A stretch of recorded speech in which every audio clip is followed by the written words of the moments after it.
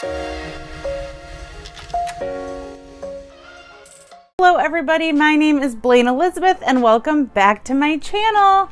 Thank you so much for joining me today on this journey of my recovery and addiction story. I like to share all things related to recovery, addiction, and the therapeutic journey. Let's hop into my addiction story time.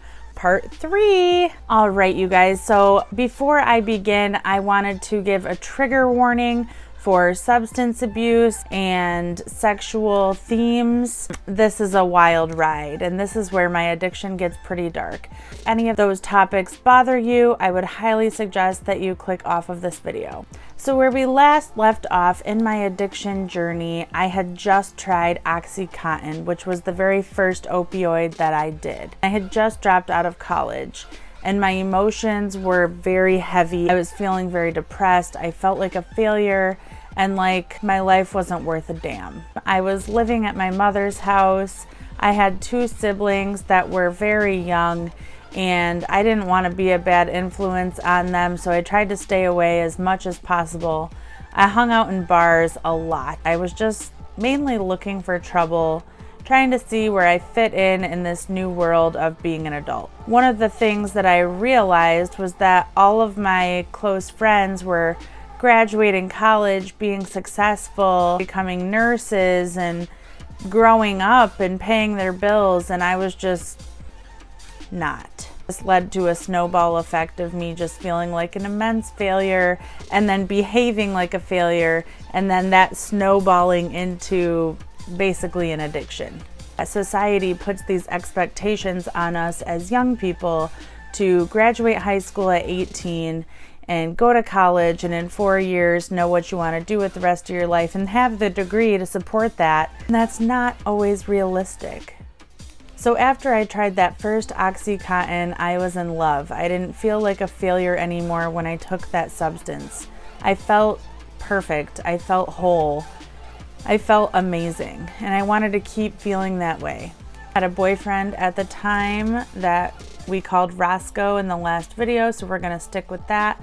I knew that if we went to the bar and that he had a couple of drinks, that he would eventually go, I could take him to the ATM and he would pull out money and we could go buy a pill. Oxys were around $60, so he would pull out that money, we would go get a pill and we would split it. I dabbled in Xanax as well, and I remember losing time, like a whole weekend would go by and I wouldn't know what happened. I thought someone took all of my Xanax, but really it's just because I was that high and I was gobbling them all up and I thought someone stole them all. I just want to preface this with saying it's very dangerous to mix benzos and alcohol, benzos and opioids. Very dangerous. I'm lucky to be alive. A lot of terrible things were happening in my personal life as well. My mom was going through a lot. She had rented this cabin for a person. Me and Roscoe were living with this other guy and we got robbed right after Christmas. And I was like, Mom, we got robbed. I want to move out. We're getting kicked out. I don't know where to go. And she's like, oh, well, I'm renting this cabin. You can go live there. And things got really messy there. My mom was going through a divorce and I introduced her to Xanax. And that turned into the mother and daughter bond being broken forever, and we were just using buddies. I had the connections of people to buy drugs from, and she had the money, and we just went on a downward spiral from there. Me and Roscoe would get into fights all of the time about money. He would get drunk and paranoid that I went through his backpack. I remember snapping his Nextel phone in half one time because I saw he was talking to his ex-girlfriend. Just very toxic relationship. One time I locked him out of the house and he punched through the window and his hand was all bloody and he unlocked the door to get in. I remember cutting my leg. It was raining and I couldn't get inside and I just laid outside in the rain crying. Now I also want to say that it's really hard for me to recall everything that happened exactly in this timeline as it did because of the drugs. So when you're using your memories are not all that clear. And like I said, with the Xanax, it makes you forget things. And all your mind is focused on when you're in full-fledged in addiction is need money, need more drugs, need money, need more drugs. I figured out that you could go on Craigslist and search for back massages and message guys or email guys on there, men, and say, hey, I'm a 22-year-old female and I do back massages. Well, back massages turned into a naked back massage, which turned into sex. I figured out that I could give a naked back massage for 10 minutes and get more money rather than doing a 60-minute back massage for less money. It was more lucrative to do the sex thing rather than the massage thing because it was a lot less time consuming and I just made more money. I didn't give a crap about my body. I had no self-respect, and I think it's fair to say I had daddy issues as well. This started me on a whole journey of prostitution, which was my clutch for a long time. It's a way that I was able to get approval from other people. I think that prostitution and sex checked a lot of boxes for me that I was needing, that I needed that validation, I needed that approval. Well, if you have sex with me, then I'm at least good for that, right? And then also I'm manipulating you into you giving me money for this, which I don't even think I'm worth a damn. So I guess it's a win-win. That is what fueled my drug addiction. That was my job, basically. I don't even know how much money I wasted on drugs. I didn't even have anything to show for it. No home, no vehicle, just running the streets. Around 2009, when I got my first DUI, what happened was Roscoe had given my mom 2 Seroquel to go to sleep. I was like, what are these pills? Give it to me. I deserve these. I want them. And I remember taking them and then driving to go buy some crack. And as I was driving down the road started splitting into 2 roads. And I was like, oh God, this is not good. And it was not a good high either. It was like a drowsy, like antihistamine type of high, like Benadryl type thing, only worse. I still thought I could go and buy the crack, I'd be just fine. The memories are very but I picked up my drug dealer and we were driving around the courthouse. I got pulled over and the police officer said I threw a 40 out the window, like a big 40, a big beer.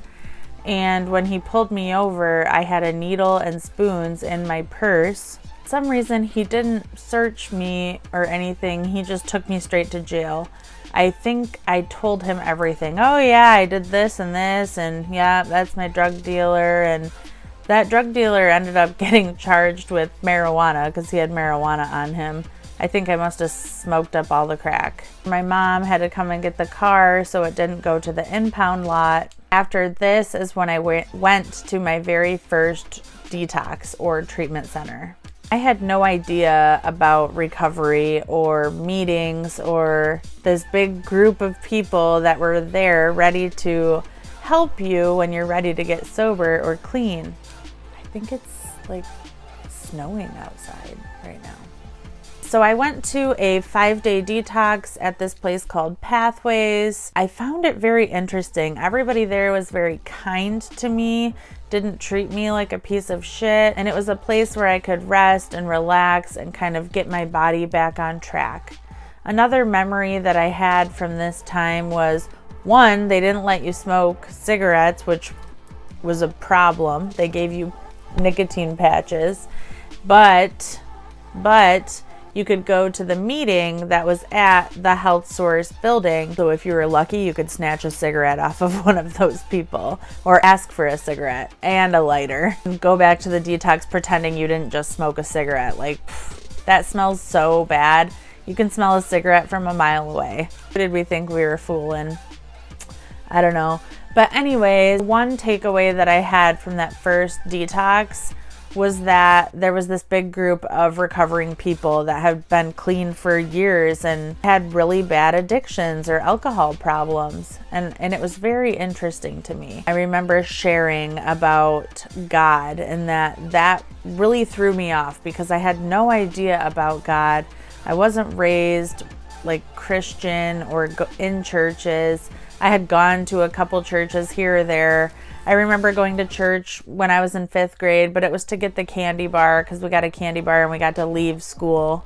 So that's why I went. I thought that the stories they told us were like Santa Claus, like fairy tale stories. I remember telling these people in the meeting, like, yeah, this is what I think, and I don't think God exists. And they're like, that's okay. You're welcome here.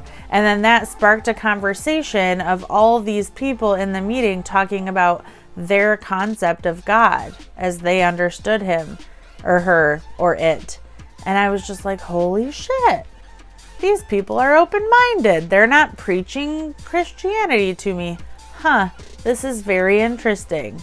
They're respecting my beliefs. They're hearing me. They're hearing me out.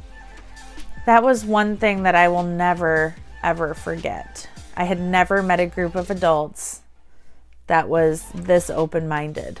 All right, so after this first treatment center, I get out, I move back in with my mom, and I remember I had to go to the probation office because after I got this DUI, I went to jail for like 5 hours to sober up, and then I got out of jail the next morning. And I believe my mom picked me up, and I went and moved back in with my mom after this detox, and I was ready to be a clean and sober person. I had gotten on a prescription called suboxone. It was back when they were the little pills. It was before they had the strips. I took them and I felt like they made me feel normal. Like my cravings weren't there. I didn't want to go use. And I don't think I had that bad of a physical opiate addiction yet. And then one day my mom decided that she wanted to order pizza. So we ordered pizza. And the pizza delivery driver guy pulls in.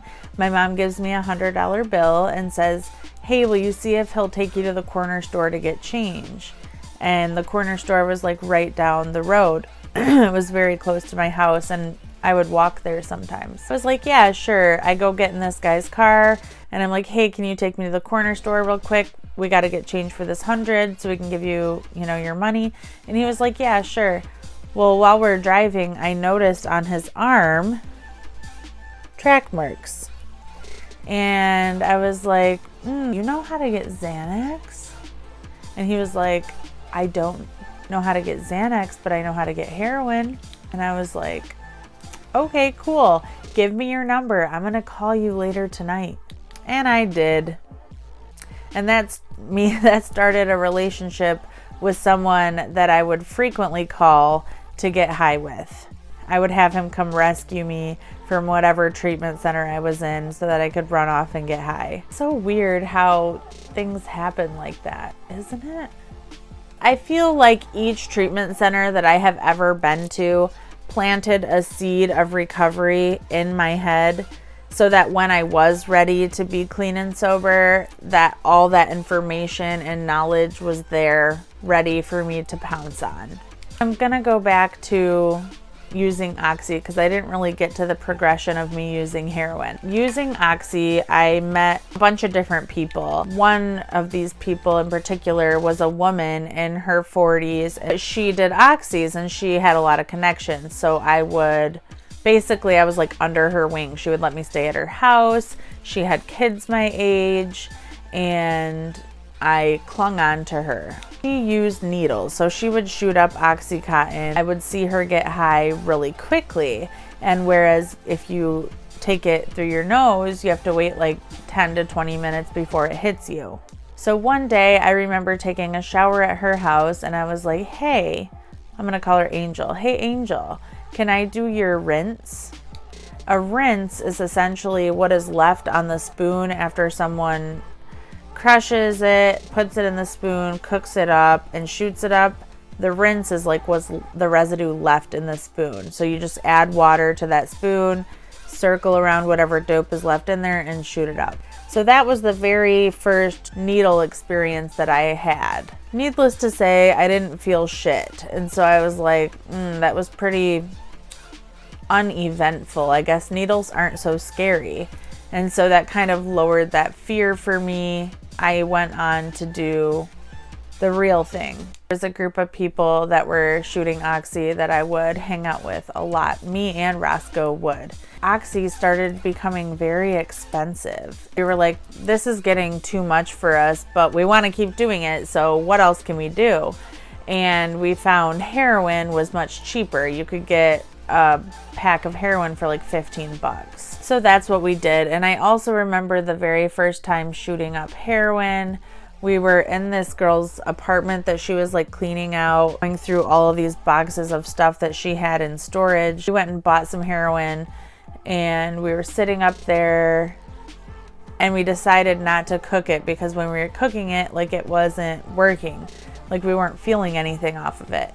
So we didn't cook it that time and we shot it up and we felt blissful. We felt amazing. We felt euphoria, orgasmic, all those feelings. I just remember keeling over like, oh my God, did you feel that? And he's like, yeah, I felt that. And yeah, it's sick, you know, to talk about, but it's reality. And that's what happened. It was my life. And so I think it's important to talk about like how easy you slip into a full-fledged addiction. So after this, I would always have to find an excuse as to why I needed to leave my house to go get substances or to go to the store or to go to 7-Eleven or to go, you know, wherever I had an excuse to go so that I could go get high. And then I just started not coming home. My mom knew that something was wrong. My mom was kind of wrapped up in the drug world with me, but that wasn't really known throughout our family. So like I was kind of the black sheep, like the face of our addiction problems. Like Blaine is all of the problem. She's the one that has the real issue here. But as time went on, like the truth started to come out was that my mom was also using with me. So I know that this isn't my mom's story. This is my story, but her story intertwines with mine. So it was around this time that she got her own prescription for Xanax. She got 90 bars in a month. So that was 3 Xanax bars a day, which is way too much Xanax for anybody. But we would take it all in one weekend. And like I said, we would forget whatever happened. We would be convinced that someone stole it from us and we would have no idea what happened. We would take trips to the casino. We would get lost like on the road. There's like literally one road that leads to Mount Pleasant. Somehow we'd get all lost and parked somewhere and ran out of gas and sleeping in some farmer's driveway. We went through some crazy stuff. Meanwhile, all trying to look good on the outside like we're not living this crazy double life. I remember going up north once during this time. Like I said, I just remember bits and pieces from this like period in my life. I remember what started me on drugs and like the first couple times I went to treatment, but it's all kind of just mixed together. But I remember going up north and all my family was up there. My grandma, all of our sisters, all my family from Florida, like literally everybody. And I have this huge bandage on my knee, like wrapped all around because I had biffed it while I was all messed up with one of my friends and couldn't remember what the F happened. I remember being clean and on suboxone, and we were on a boat ride to the sand dunes and I was like, hey, can I have a beer? And they were like, oh yeah, 1 beer won't hurt, you know. Well, we all know what happens when I have 1 beer. Oh my God, I have to laugh because I'm not just going to be depressed about my whole life, you know, so I have to like make jokes about how fucked up I was. So 1 beer turned into me taking shots with my uncles and everybody drinking, which drinking up north is something that my family does. But of course, I just take it to the extreme. Up leaving the campsite during the day, finding some random strangers that are smoking weed by a pond. I come back to the campsite and I'm like, hey, I just smoked weed with a bunch of people at the pond. And they're like, what the heck, Blaine? Like, you're out of control. Of course, I couldn't see that. I remember falling asleep in my aunt's camper, waking up the next day, and my mom was like, yeah, we're gonna take you home because you can't be here. How embarrassing. I wasn't able to keep my shit together for a weekend camping. It's just shitty to think about. I have since gotten smarter and I don't put alcohol in my body today because if I do, shit like that happens or I end up relapsing and it's never, ever good. So if you ever see me out and about and you're like, hey, Blaine, no, why don't you have a drink? No, bitch, I will not be having a drink with you or anybody else because I can't. All right, so when me and my mom ended up leaving, I remember she had like a box full of Xanax and she's like, look what I got. And I'm like, oh my God, bitch, no way. I thought you were like good to go. Because my mom would put on these fronts to where she was like clean and sober, but she really wasn't. Like I said, living the double life thing. It was very prevalent, very much prevalent in my life. And I felt like my mom kind of taught me that, like, if you want to do bad stuff, it's okay, but you just can't show everybody. You know, you have to be really good at hiding it. And I think that she learned that from her father because her father was an alcoholic and abusive, and, you know, whatever happened in the house had to get swept under the rug and never to be talked of again, and to keep things at home private. And so I think she learned that from a very young age. And so she never really learned how to be honest. Eventually, when I started taking being clean and sober seriously, that's something that was really pertinent to being clean. So recovery taught me that your insides have to match your outsides. You can't be someone in the dark and not portray that in the light because they'll always catch up with you. What doesn't come out in the wash will always come out in the rinse or the dry. It always happens. The truth always comes out. Regardless of how sneaky you think you are, regardless of how sly and good at lying you think you are, it'll always come out in the end. Okay, so my mom took me home. She told me that she had all these pills. We ended up going to a casino on our way home, and all I remember from that casino trip is like doing karate barrel rolls on the floor because like I couldn't stand up. And the security people are like, ma'am, you have to come here. And they like sat me in an office and made me eat a sandwich and drink water. And then they let me loose in the casino again. I think I ended up getting kicked out.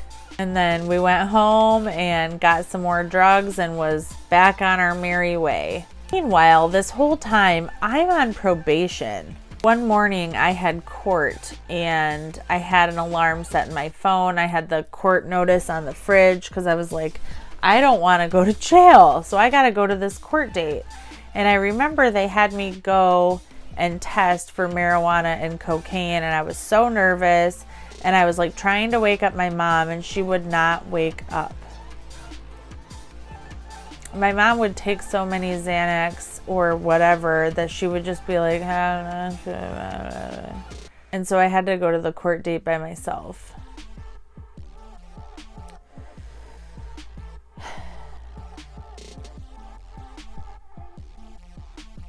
Yeah. Let that sink in. I had to go to the court date by myself. No support. My very first time ever being in trouble with the law. I don't know why that got me all emotional, but I was able to keep it together. Anyways, so my mom wouldn't wake up. I was very upset and disappointed and all that.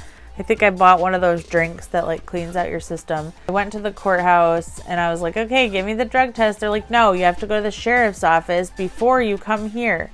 And I was like, oh, okay. So I went back to the sheriff's office. They gave me a test for marijuana and cocaine.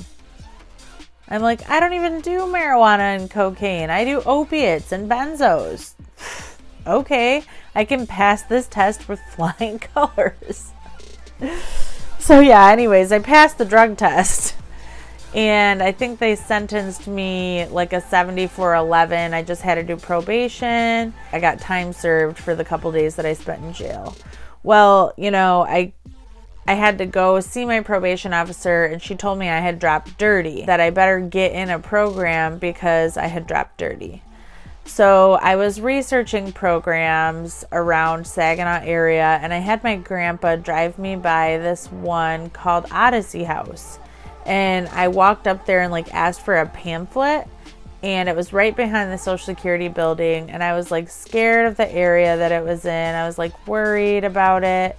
And I walk up to the door and I hear good feelings, and I'm like, what's going on in there? Then my PO was like, you better go into a program. I'm like, okay, cool. Well, I can go to Odyssey House because I know that I just went there to pick up a pamphlet because I knew I needed help. And I knew that my mom couldn't provide it for me. So I ended up calling there and doing an intake. And then the morning that I was supposed to go to treatment, I remember my mom wouldn't wake up again. So I ran down to my Aunt Shannon's house and got my cousin Chelsea, and I was like, hey, can you take me to treatment because my mom won't wake up? And mind you, this was like a year-long treatment program, like a year to 2 year long treatment program. And she wouldn't wake up to tell me goodbye or to take me or any of that. And I was really disappointed with that too. I can't imagine how many times my brother or sister have had to deal with that. My cousin ended up coming down, walking down to my house, helping me try to wake up my mom. She wouldn't wake up, and so she took me to treatment by herself, and I was so grateful for that. And honestly, this cousin of mine has been so supportive of me this entire time. She has always taken my phone calls, even when I was in a really bad place, even when I was still hurting myself, even when I was still selling my body. She would take my phone calls. She would listen to me. She would ask me questions. She would treat me with respect. She would ask me, what am I going to do about it? You know, yeah, all this is going on, but what are you going to do about it? But I will never, ever forget that. And like how she treated me with respect and was willing to talk to me, because not everybody was. And granted, I didn't deserve it. I wasn't allowed to go to soup night, which was this thing that my family had every Wednesday. I wasn't allowed to go to that either. Yeah, but I'll never forget that, Chelsea. Okay? Sorry, I got emotional again. She took me to the Odyssey House, and that is where I'm going to stop. I'm going to stop right there because that is a whole nother story in itself. So this is June of 2011 when I get dropped off at the Odyssey House. I had 2 DUIs at this point. I got the one in 2009. I got another one in 2010, but I hadn't gotten charged for this one yet. And my PO, Stacy Davis, was like, you better go in a program, little mama, because you're about to go, to jail. So I got in a program, and I ended up having sentencing while I was in that program. They just sentenced me to finish that program. So I was pretty much in the clear with my legal problems. And that is where I'm going to cut off this video. Thank you so much for watching my part 3. Oh my God, I know it's so depressing and it's dark and it's heavy. So go do something nice for yourself today. I know I am. I'm going to go get these ratchet nails done. If you could please drop a like, drop a comment, drop a subscribe, or not, it's cool. It's whatever. You don't have to subscribe. We're just here to have fun. Tell my story, maybe educate some people on drugs and substances. So I appreciate you if you do. If not, it's cool. No hate, no hate. All right. Well, you guys have a great weekend, and I will see you next time. Bye. eh, eh, eh, eh.